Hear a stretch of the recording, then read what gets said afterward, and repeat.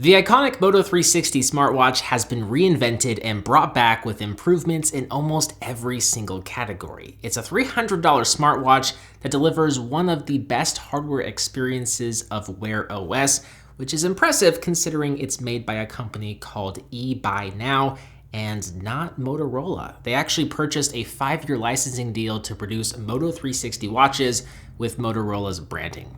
Now there are 3 color variants to choose from: rose gold, gray, and black, all of which feature a stainless steel case. I have the rose gold variant, which does have a slight pink hue to it, but it looks more or less like classic gold than pink.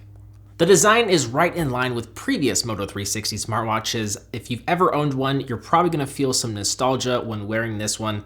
I've owned the original, and so I can definitely appreciate some of the improvements with this model. We have that iconic round display and the case with the 2 prongs above and below for connecting the wristbands. The watch measures in at 11.68 millimeters thick, which might sound a little bit chunky, but it's actually a bit thinner than many of its competitors. It also features a 42 millimeter casing that fits perfectly on my small to medium-sized wrists. And for what it's worth, it doesn't look too big nor too small, in my opinion. I think it's just like the perfect size.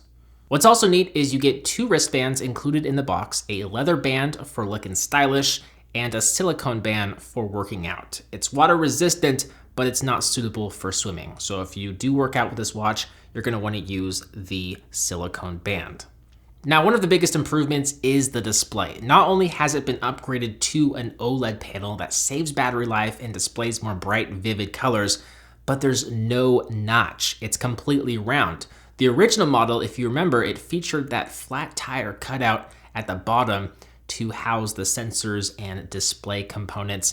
The company managed to actually cram all those necessary display components in the bezel around the display. So yes, unfortunately, there is a somewhat thick black bezel around the display, but the company says that's because it's basically impossible to have no bezel and no flat tire. Another improvement is with the side buttons. There's now a digital crown of sorts that not only functions as a button to open up your apps, but it lets you scroll through content as well. This is awesome, and if you're a lefty like me who wears their watch on their right wrist, do not worry.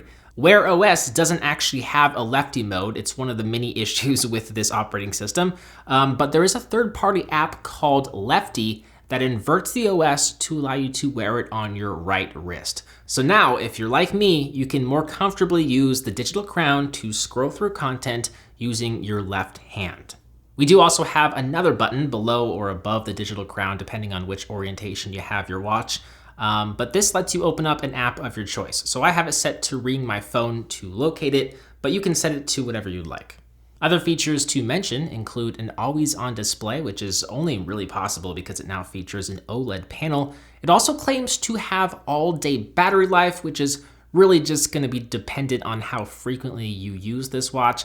I was able to get a full day with light to moderate usage, but with only around 30% remaining.